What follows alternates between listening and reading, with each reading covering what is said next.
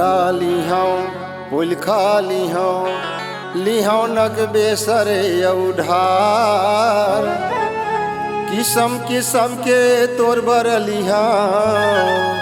लिहाओ नौलखिया।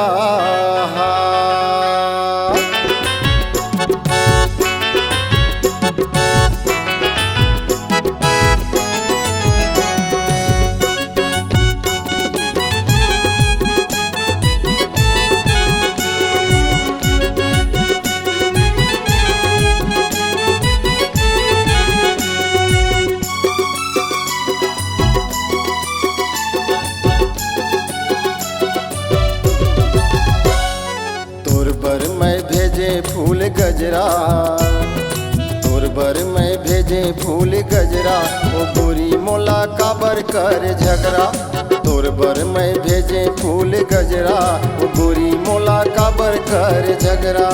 काबर कर झगड़ा गोरी काबर कर झगड़ा।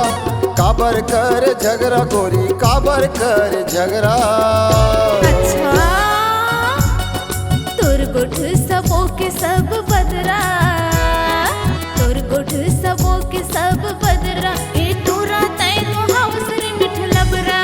तोर गुठ सबो के सब बदरा ए तोरा तै तो हाउस रे मिठ लबरा। हाउस रे मिठ लबरा तोरा हाउस रे मिठ लबरा। हाउस रे मिठ लबरा तोरा हाउस रे मिठ लबरा। तोर बर मैं भेजे फूल गजरा ओ गोरी मोला काबर कर झगड़ा। तोर बर मैं भेजे फूल गजरा ओ गोरी मोला काबर कर झगड़ा।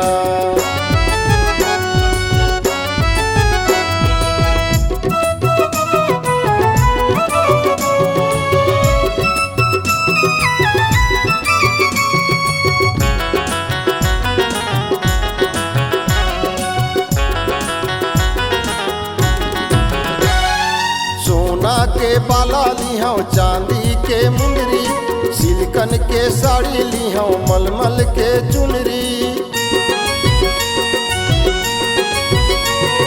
सोना के बाला लिहाओ चांदी के मुंदरी सिल्कन के साड़ी लिहाओ मलमल के चुनरी। मलमल के चुनरी गोरी मलमल के चुनरी। मलमल के चुनरी गोरी मलमल के चुनरी। अच्छा सब लेके आवे मोर कगरा सब लेके आवे मोर कगरा ए तोरा तै तो हाउस रे मिठ लबरा। तोर गुठ सबो के सब बदरा ए तोरा तै तो हाउस रे मिठ लबरा।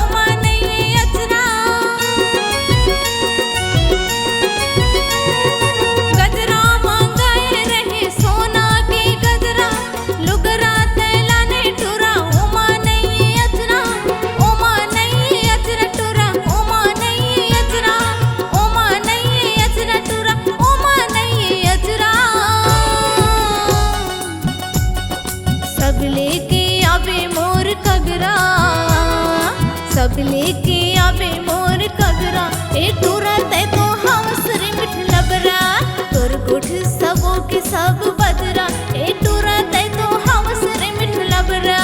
काबर कर झगड़ा गोरी काबर कर झगड़ा। काबर कर झगड़ा गोरी काबर कर झगड़ा।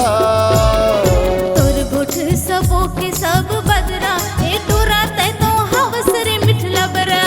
तोर गुठ सबो के सब बदरा ए तोरा तै तो हाउस रे मिठ लबरा। गोरी मोला काबर कर झगड़ा ए तोरा तै तो हाउस रे मिठ लबरा। गोरी मोला काबर कर